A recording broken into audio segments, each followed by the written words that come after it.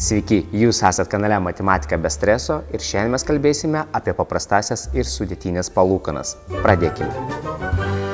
Pradėsiu nuo įdomesnio dalyko, ką galbūt žinojate, o galbūt ir ne, kad žodis procentas reiškia per cento arba iš šimto iš italų kalbos arba lotynų kalbos. Tai jeigu mes sakome 20%, mes suprantame kaip 20%. Mes neturime kažkokios papildomos reikšmės. Tačiau italas išgirdęs 20% arba 100%, 100%, jis tai suprasto kaip 20 iš 100, 20 per 100, 20 iš 100, 100 per 100, 100 iš 100. Taigi italai jie supranta tai visai kitaip negu mes. Mums žodis procentas tai kažkoks matematinis pavadinimas. Jiemgi tai labai aiškiai išdėstytas, kad tai yra iš 100. Todėl labai dažnai statistikoje ir analitikoje mes stengiamės vengti to žodžio procentas. Ir procentą mes išreiškime kitą reikšmę. Jūs galite pamatyti ekrane, kad tiesiog padaliname iš 100 tą procentą, atsikratome tų procentų iš 100 ir pasirinkam, kad tai būtų viename. Kiek yra viename dalelių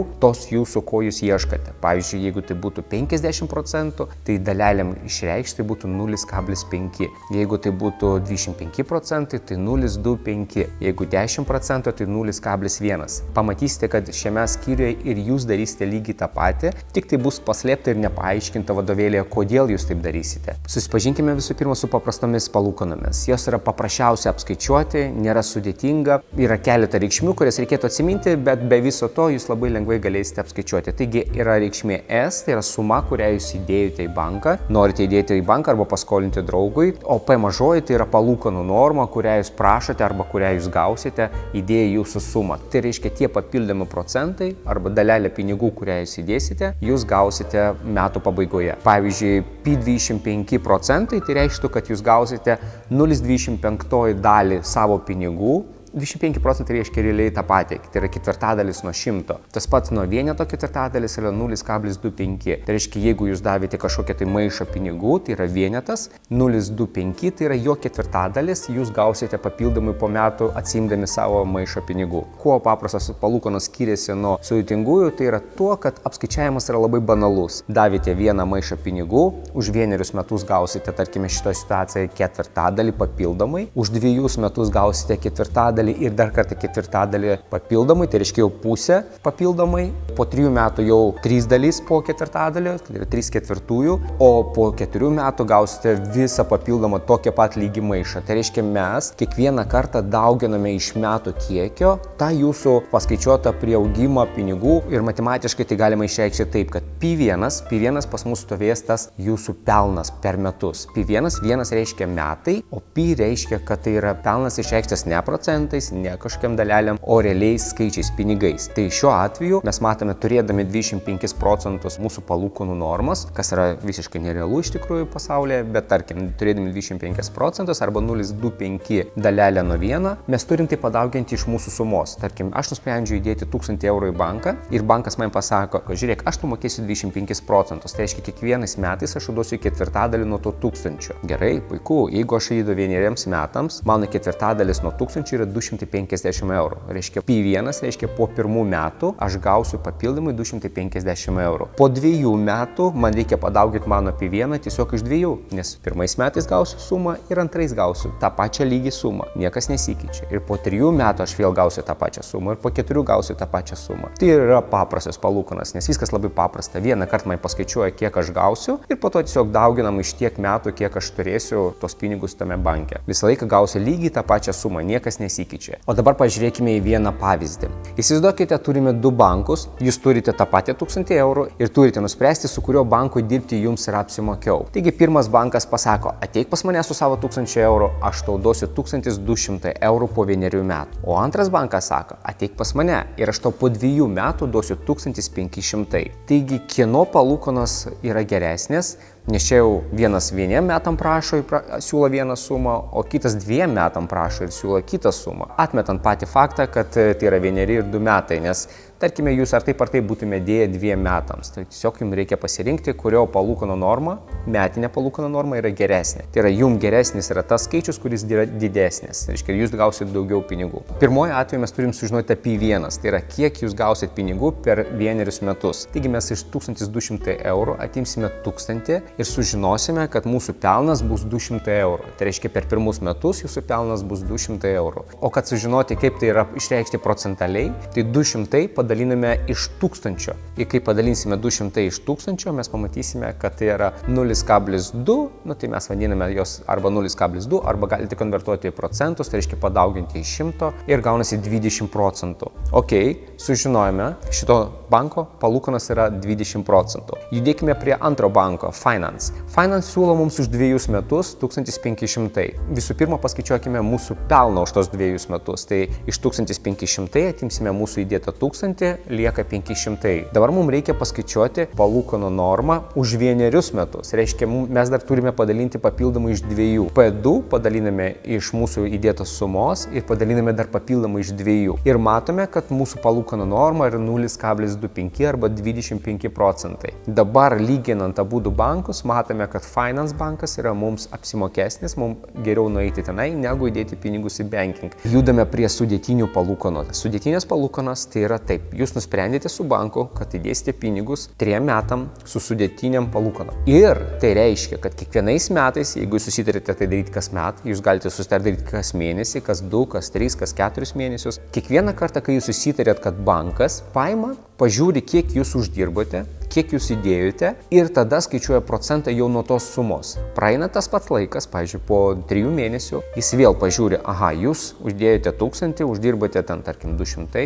dabar jūs turite 1200. Aha, dabar aš jums paskaičiuosiu procentus būtent nuo šitos sumos, nebe nuo 1000, bet nuo 1200. Po dar 2-3 mėnesių pagal jūsų susitarimą bankas vėl pažiūri, kiek jūsų pinigų yra su priaugtais pinigais ir tada apskaičiuoja iš naujo. Ir tame yra tas puikumas, nes tada pinigai auga daug greičiau, nes apskaičiuojama pastoviai su to, ką jūs jau uždirbate, sustabdama, paskaičiuojama iš naujo kitam laikotarpiui, gali būti metams, tarkime metams. Ir taip kasmet.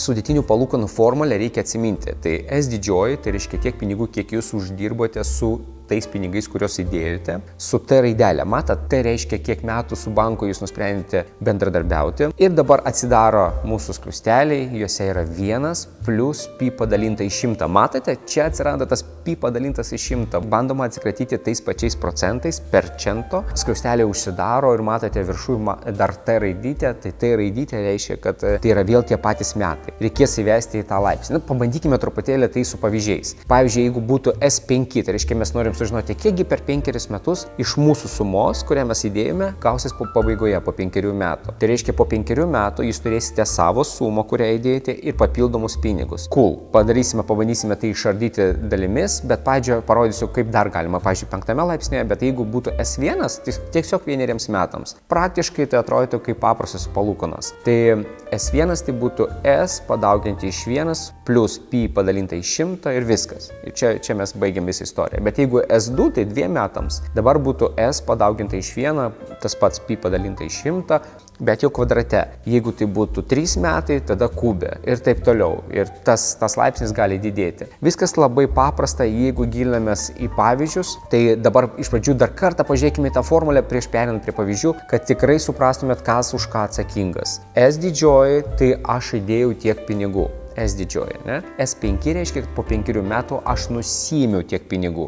Su mano pinigais ir papildomai priaugtais pinigais aš nusiėmiau va tiek pinigų. S5. P mažoji reiškia metinė sudėtinių palūkanų norma. Dažniausiai išreiškiama iš pradžių procentaliai, kad jums, nežinau, gražiai atrodytų vizualiai, bet mes statistikoje ir analitikoje nenaudojame tų procentų, nes tai yra nesąmonė didžiausia ir labai nepatogu įvesti, kai reikia įvesti Excelį, Wordą ir kitas programas. Ir dabar pabandykime apžvelgti, kasgi yra svarbiausia. Taigi paprastos palūkanos, jos skaičiuojamas labai paprastai. Tai yra 1 metų metų palūkanas skaičiuojamas taip, kad S padauginam iš P. S yra suma, kurią mes atsinešime banką, o P yra metinės palūkanas. Tik tai aišku išreikštas jau nebe procentaliai. Jeigu turime kokį 1000, o metinės palūkanas 25 procentai, ne procentaliai tai 0,25, 1000 kart 0,25 tai yra 250. Na, o jeigu būtų 5 metam paprastas palūkanas, tai tiesiog paimam tos 250 arba mūsų P1 ir padauginam iš 5, nes per 5 metus uždirbsime lygiai tiek pat kas met. Na, sudėtinės palūkanos yra šiek tiek sunkiau, bet formulė yra labai aiškiai, išmokite ją ir atsiskaitimo metu jums bus visai nesudėtinga. Galbūt čia viską privilia tas dalykas, kad jūs pi pastovi turite dalinti iš 100 ir tai gromėziškai atrodo, bet iš tikrųjų mintyse visą laiką turėkite omeny, kad procentai gyvenime nebus visą laiką skaičiuojami procentais per 100. Jie bus skaičiuojami dalimis iš 1. Tai yra pusė, trečdalis, ketvirtadalis, penktadalis. Procentas tai tiesiog gražus vizualus dalykas, kurį lengva užrašyti, jis gražiai atrodo, lyg tai patogu jį apskaičiuoti, nors iš tikrųjų tai aš manau, kad geriau naudotis taip, kaip darome mes analitikoje ir statistikoje, tai yra tiesiog matyti procentuose iš karto padalintą į 100 rezultatą. Na ir va, pažiūrėkime mūsų sudėtinių palūkanų formulę, tai yra PT, tai reiškia metai, P reiškia sumą, kurią mes uždirbsime per tos metus, tai reikia padauginti mūsų sumą iš to tokio skliausteliuose esančio matematinio apskaičiavimo, tai yra 1 plus mūsų metinės palūkanas padalintas į 100, tai tiesiog atsikratoma procentų ir visa tai įvesta į T laipsnį. Tai yra kiek metų, tiek bus laipsnėje skaičius. Kartais būna, kad ne tik kas metus perskaičiuojamas palūkanas, bet būna, kad kas pusmetį perskaičiuojamas palūkanas, tai yra kas 3 mėnesiai perskaičiuojamas palūkanas. Tai M yra tas skaičius reiškintis, kiek kartų bus perskaičiuotas palūkanas per 1 metus. Turime tada atsižvelgti, kad toks perskaičiavimas egzistuoja ir kad jis ne visada sutaps su mūsų metais. Tai yra, reiškia, jis bus daug dažnesnis, tai va tą dažnumą reikia įrašyti ir apskaičiuoti. Nepamirškime tik tai, kad jeigu, tarkim, metinės palūkanas buvo 10 procentų, o skaičiuojamas jos buvo 2 kartus per metus, tai reiškia, kad po pirmo pusmečio jūs gausite ne 10 procentų, o tik pusę tų 10 procentų, 5 procentai. Ir po dar pusę metų dar 5 procentai. Tiesiog skaičiuojama dažniau, o kadangi skaičiuojama dažniau, tai reiškia, kad jau po metų jūs skaičiuosite sumą ne nuo visų metų, o nuo pusmečio ir kiek priauga jau irgi įeina. Tai yra super. Kuo dažniau bankas perskaičiuoja, tuo jums naudingiau. Tai vat M reiškia tas, kiek kartų per metus papildomai perskaičiuojamas jūsų palūkanas. Truputėlį gal sudėtinga, bet pažiūrėkime tikrą pavyzdį iš jūsų vadovėlio, gal bus šiek tiek aiškiau. Į banką, kuris moka 4 procentų metinių sudėtinių palūkanų, padėtas 5000 eurų. Indėlis 2 metams, reiškia T 2 metai, neatsimenu. Apskaičiuokite, kiek palūkanų bus gauta už indėlį, jei palūkanas skaičiuojamas kas ketvirtį. Ketvirčių mes turime 4, ne? Tai yra 3 mėnesiai, 3 mėnesiai, 3 mėnesiai, 3 mėnesiai, ketvirčiai. Tai reiškia mūsų M raidelė, apie kurią ką tik kalbėjome, bus 4. Pabandykime surašyti viską, ką turime. Reiškia, mūsų metinės palūkanas pi mažoji 4 procentai. Suma, kurią mes turime, tai yra 5000 eurų. Reiškia, mes ateiname su 5000 eurų. T, tai yra metai, yra 2 metai. Mes žinom, kad 2 metam. Ir M, tai yra 4 kartai. Reiškia, per metus 4 kartus mes perskaičiuosim mano palūkanas, man į naudą, aišku. Pažiūrėkite, kokią formulę, aš ją užrašiau dar kartą ir pabraukiau tą pačią spalvą, kad jūs atkreiptume dėmesį, ką mes jau žinome iš viso to. Reiškia, SMT, tas MT apačioj, jis tiesiog pasako mums, kiek metų buvo įdėtas indėlis ir kiek kartų per metus jis buvo perskaičiuotas. Tai va, mūsų ta suma, kurią mes atimsime po 2 metų, perskaičiuojant ją 4 kartus kasmet, mes gausime 1 plus P padalinta iš M, iš tų kartų per metus, padauginta iš 100 ir visą tai MT laipsnėje. Įdėkime skaičius, mes viską žinome, įdėkime skaičius. Taigi 5000 padauginti, atidarome skliaustelius, 1, 4 padalinti iš 4, kodėl 4? Nes tai yra mūsų palūkanas metinės 4, o kodėl padalinta iš 4, nes tai yra ketvirčiai. 4 kartai per metus perskaičiuojame mūsų pinigai. Padauginti iš 100 ir visą tai laipsnėje 4, vėlgi kodėl 4, tai yra 4 kartus per metus perskaičiuojama ir padauginti iš 2, o kodėl 2 yra metai. Jeigu mes paskaičiuotume, tai gautųsi 5000 eurų, padauginti iš 1,1 laipsnėje. Ir rezultate mes gauname 5000, padauginti iš 1,08286 ir pabaigoje iš banko mes, reiškia, atsiimsim 5414 eurų 28 centus su tokiom palūkanų normom. Puiku, mes ką tik panaudojame M praktikoje. Pažiūrėkime dar vieną pratimą. Kredito įstaigoje A palūkanas skaičiuojamas kas 4 mėnesius. Kas 4 mėnesius, reiškia 3 kartus per metus. o kredito įstaigoje B kas 2 mėnesius, tai reiškia 6 kartus per metus, kurioje jų naudingiau padėti 10 000 eurų indėlį tam pačiam laikotarpiu, jei abiejose skaičiuojama 12%, tai pi, metinės sutartinės palūkanos. Paaiškinkite kodėl. Aš jums sakiau jau, kuo smulkiau dalinami metai ir perskaičiuojamas palūkanas, ten aišku apsimokiau. Dabar rodykime tai matematiškai. Taigi surašykime, ką mes žinome. Visų pirma, abu bankai turi pi lygus 12%.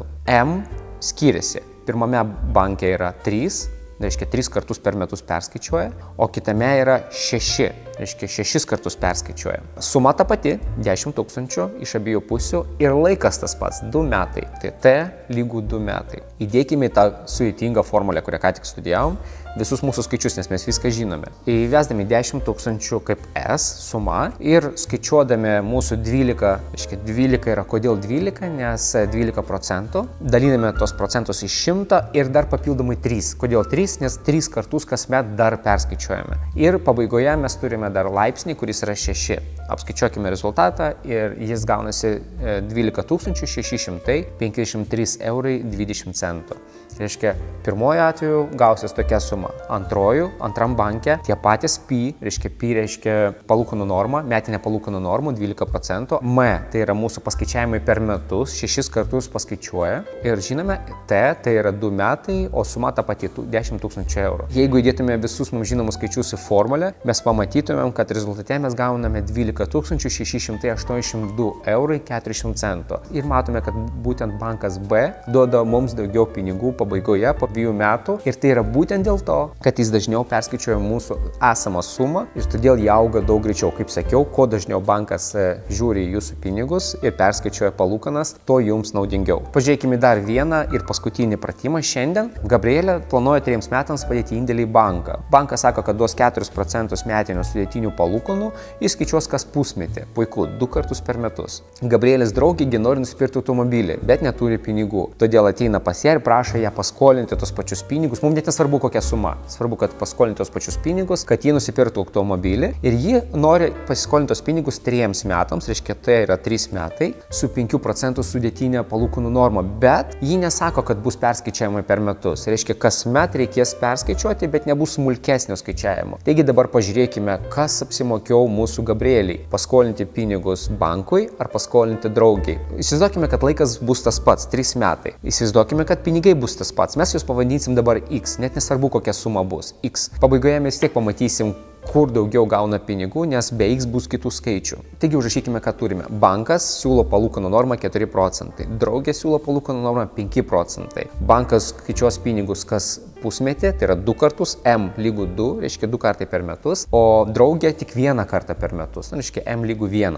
Metai tarkime 3 ir suma tarkime X, nežinoma suma. Įrašykime visą tai formulę. S6 pirmojo atveju, nes 6 kartus bus perskaičiuoti pinigai per visą tą laikotarpį, lygų X, paliekame X, nes negalvokime apie jį dabar. X padauginti skliaustelį 1,4 padalinti iš 200 ir visą tai 6 laipsnėje. Kodėl 6? Nes reikia padauginti iš metų, tai reiškia 6.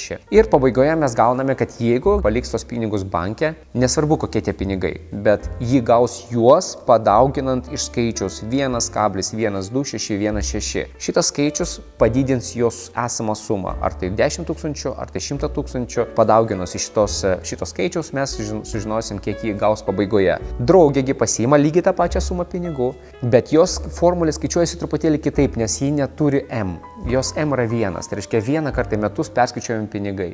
Ir procentas šiek tiek didesnis, bet perskaičiuojama tik 1 kartą į metus. Įdėkime viską į formulę, paskaičiuokime rezultatą ir matome, kad X reikės dauginti iš sumos 1,124886. Kokia ta suma bebūtų, nesvarbu, reikės padauginti iš šios skaičiaus. Dabar pažiūrėkime, kuris variantas siūlo didesnį skaičių, nes suma, kurią mes dauginsime, lieka ta pati. Mums tik reikia sužinoti, kuris skaičius parodo, kad prieaugis bus didesnis. Ir pirmojo atveju mes matome, kad bankas siūlo šiek tiek daugiau, netoks žymus skirtumas, bet jis yra ir jis atsiranda va šitoj vietoj. Matome, kad su banku Gabrieliai bendradarbiauti yra šiek tiek apsimokiau, bet jį praras draugystę, todėl greičiausiai jį pasirinks vis dėlto paskolinti pinigus draugiai. Tikiuosi, kad po šios pamokos supratote temą šiek tiek geriau, o aš linkiu jums sėkmės ir nepamirškite, matematika turi būti be streso. Iki.